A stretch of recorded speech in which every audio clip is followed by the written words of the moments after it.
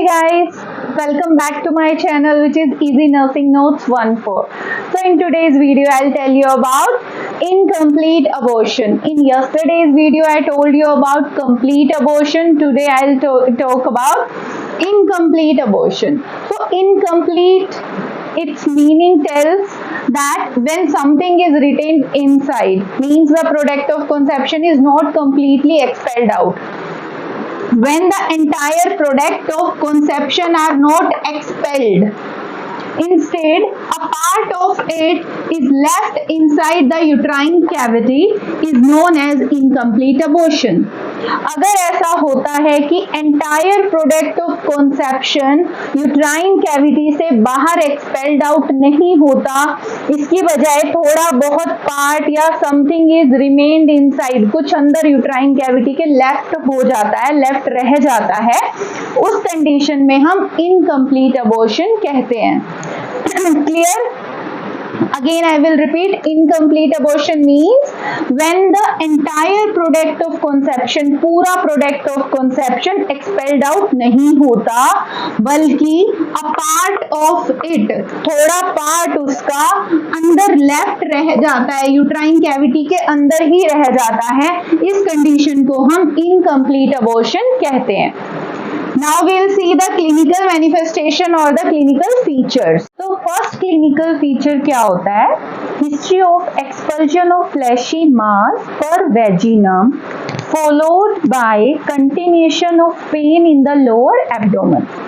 जो मदर होगी उसको हिस्ट्री होगी कि वेजाइना के थ्रू कुछ फ्लैशी मास आउट हुआ था, उसके बाद उसे लोअर एब्डोमेन में पेन स्टार्ट हो गया. जब आप किसी इनकम्प्लीट अबॉर्शन वाले पेशेंट से डील करेंगे, आप उनसे पूछेंगे तो वो आपको यही क्लिनिकल फीचर बताएंगे कि वेजाइना के थ्रू फ्लैशी मास का एक्सपल्शन हुआ था, कुछ मास जैसा टुकड़ा बाहर आया और उसके बाद में लोअर एब्डोमेन में पेन होने लग गया. सेकेंड फीचर होगा persistence of vaginal bleeding. Patient को लगातार वेजाइनल ब्लीडिंग होती रहेगी. सो दो मेन क्लिनिकल फीचर होंगे. पहला, पेशेंट बताएगा कि कुछ फ्लैशी मास एक्सपेल आउट हुआ था वेजाइना के थ्रू एंड उसके बाद उसे लोअर एब्डोमेन में पेन स्टार्ट हो गया है. देन उसे वेजाइनल ब्लीडिंग कंसिस्टेंटली हो रही है, लगातार वेजाइनल ब्लीडिंग हो रही है. तो ये है clinical features of incomplete abortion. Next हम देखेंगे इंटरनल एग्जामिनेशन पे क्या रिवेल हो. तो इंटरनल एग्जामिनेशन में uterus is found smaller than period of amenorrhoea. जो यूट्रस है उसका साइज पीरियड ऑफ एमेनोरिया से स्मॉल मिलेगा. सर्वाइकल ओस में admit the tip of the finger. Cervical os इतना ओपन होगा कि उसमें tip of the finger can be inserted. Then varying amount of bleeding. Patient complain करेगा कि उसको ब्लीडिंग हो रही है, कभी ज्यादा हो रही है, कभी कम हो रही है. वेरिंग अमाउंट का मतलब होता है फिक्स अमाउंट नहीं है, चेंज होता रहेगा, कभी ज्यादा कभी कम.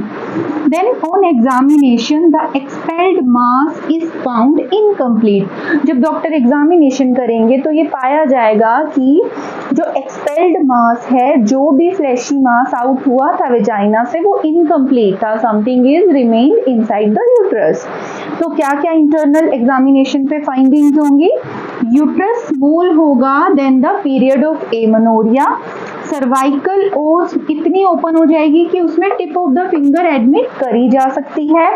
वेरिंग अमाउंट ऑफ ब्लीडिंग होगी. पेशेंट को वेरिंग अमाउंट ऑफ ब्लीडिंग होगी, थोड़ी ब्लीडिंग, फिर कभी ज्यादा, कभी थोड़ी, कभी कम. देन ऑन एग्जामिनेशन हमें पता चलेगा कि जो एक्सपेल्ड मास था वो इनकम्प्लीट था, अभी हाफ या मोर देन हाफ और थोड़ा बाहर आ गया है दैट मास, और something is remain inside the uterine cavity. तो ये थे इंटरनल एग्जामिनेशन करने पे क्या फाइंडिंग्स होती हैं किसकी? इनकम्प्लीट अबॉर्शन की. अब हम आते हैं इसकी मैनेजमेंट. तो मैनेजमेंट में क्या होगा?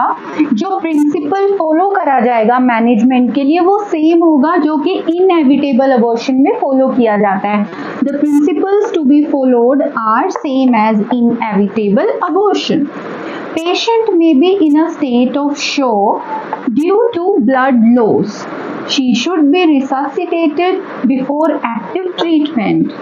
जब पेशेंट को बहुत ज़्यादा ब्लड लॉस हो जाता है, उसकी कंडीशन शॉक की हो जाएगी, वो शॉक में जा सकता है ब्लड लॉस होने की वजह से। तो अगर ऐसा है कि पेशेंट शॉक में चली गई है तो उसको कोई भी एक्टिव ट्रीटमेंट देने से पहले हमें उसे रिससिटेट करना होगा।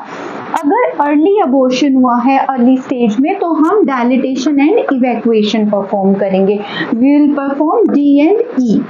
अगर लेट अबॉर्शन हुआ है, in that case uterus is evacuated under GA, general anaesthesia देने के बाद में यूट्रस को इवैक्यूएट करा जाएगा एंड प्रोडक्ट ऑफ कंसेप्शन को रिमूव करा जाएगा बाय ओवम फोर्सेप्स और by blunt curette. So this was the management of incomplete abortion. So we were talking about this management. Management में आपको फिर से एक बार रिवाइज करवा देती हूँ। मैनेजमेंट के जो प्रिंसिपल होंगे वो सेम होंगे as of inevitable abortion. Patient excessive blood loss की वजह से शॉक में भी जा सकता है। अगर ऐसी कंडीशन होगी तो कोई भी एक्टिव ट्रीटमेंट देने से पहले शी शुड बी रिससिटेटेड। अगर अर्ली अबॉर्शन हुआ है then we will perform dilatation and evacuation, D and E perform किया जाएगा। अगर लेट अबॉर्शन हुआ है then in that case uterus is evacuated under GA, पहले यूट्रस को इवैक्यूएट करा जाएगा जनरल एनेस्थीसिया देने के बाद एंड फिर प्रोडक्ट ऑफ कंसेप्शन को रिमूव कर दिया जाएगा बाय यूजिंग ओवम फोर्सेप्स और by blunt curette. So this was the management of incomplete abortion. So today I told you about incomplete abortion, its definition, its clinical feature, internal examination की findings and the management. I hope you understood it. If you like my videos, please don't forget to subscribe my channel and share with the others. Bye.